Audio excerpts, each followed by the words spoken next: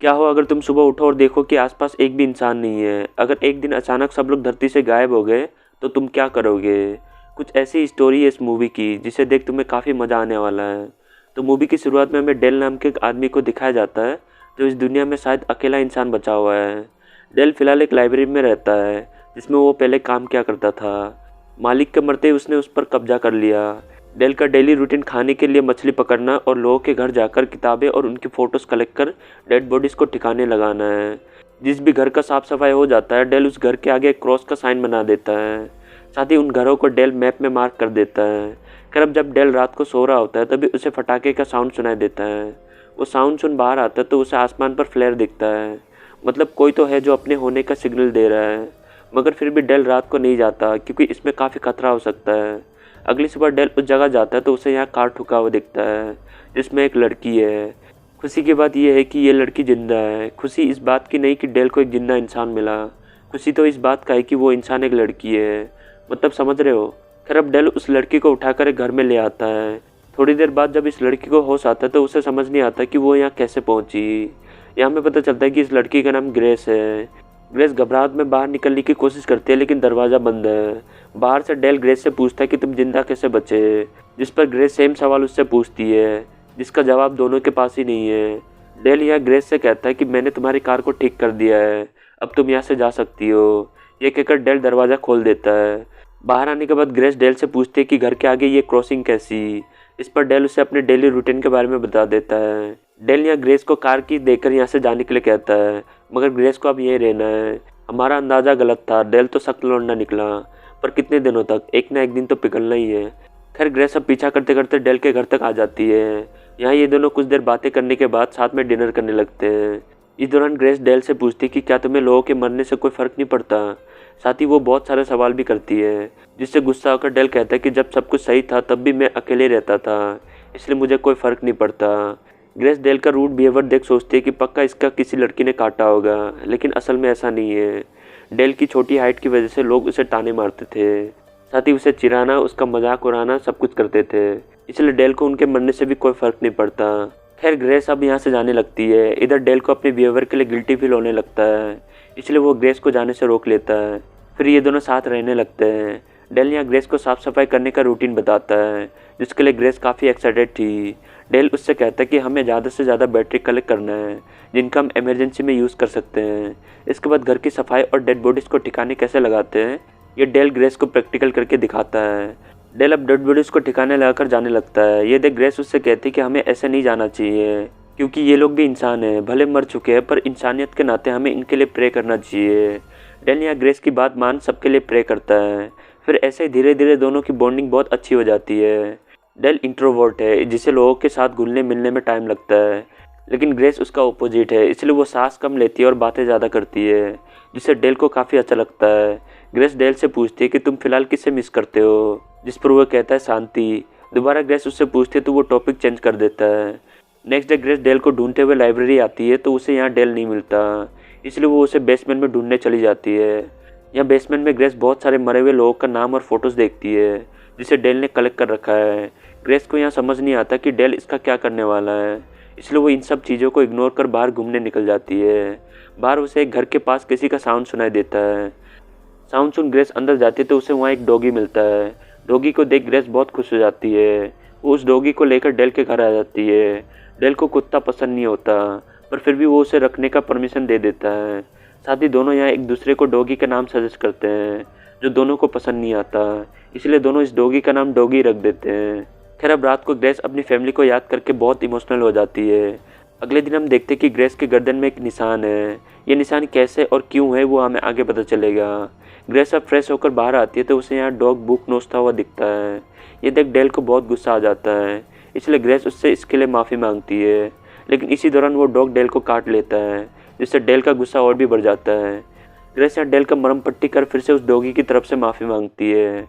फिर रात को हम डेल को उस डॉगी के पास देखते हैं जो वहाँ क्या कर रहा है मुझे नहीं पता, लेकिन अगली सुबह ग्रेस भागती हुई डेल के पास आती है और कहती है कि हमारा डॉगी नहीं मिल रहा। ये सुन दोनों उस डॉगी को ढूंढने निकल जाते हैं। हर गली हर घर पर ढूंढने के बाद भी डॉगी कहीं नहीं मिलता, इसलिए डेल ग्रेस से कहता है कि मैंने उसे रात को खुला छोड़ दिया था, मुझे लगा उसे टॉयलेट जाना है। ये सुन ग्रेस गुस्सा हो जाती है। ग्रेस को लगता है कि डेल ने ये सब कुछ जानबूझकर किया है। इसी वजह से वो घर आकर खूब ड्रिंक करती है। ड्रिंक करने के बाद ग्रेस बेसमेंट से उन मरे हुए लोगों का रिकॉर्ड लाकर डेल से पूछती है कि तुम इन सब का क्या करने वाले हो, तुम इंसान हो या नहीं। तुम खुद एक इंसान होकर दूसरे इंसानों को इंसान नहीं सोचते। तुम उन मरे हुए डेड बॉडीज़ के साथ जानवरों की तरह बिहेव करते हो। तुम्हें इस बात पर बिल्कुल भी अफसोस नहीं होता कि ये जो लोग मरे हैं ये भी इंसान हैं, इनकी भी फैमिली थी। पर तुम्हें इससे क्या, तुम्हें तो बस अपने बारे में सोचना है। ये कहकर ग्रेस यहाँ से चली जाती है।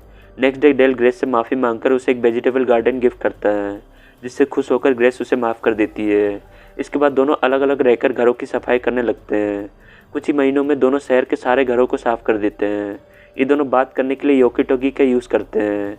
ऐसे ही एक दिन ग्रेस को एक घर दिखता है जो मैप पर मार्क नहीं था। ग्रेस ये देख डेल से कहती है कि मैं इस घर को साफ़ करने जा रही हूँ। फिर जब ग्रेस साफ़ कर रही होती है तभी डेल यहाँ पहुँच जाता है। डेल ग्रेस से कहते हैं कि तुम्हें यहाँ नहीं आना चाहिए था। यहाँ डेल थोड़ा इमोशनल हो जाता है, जिससे ग्रेस को पता लगता है कि ये घर डेल का है। डेल की मॉम यहाँ मरी पड़ी है। उनकी ऐसी हालत देख दोनों घर की साफ़ सफाई कर देते हैं।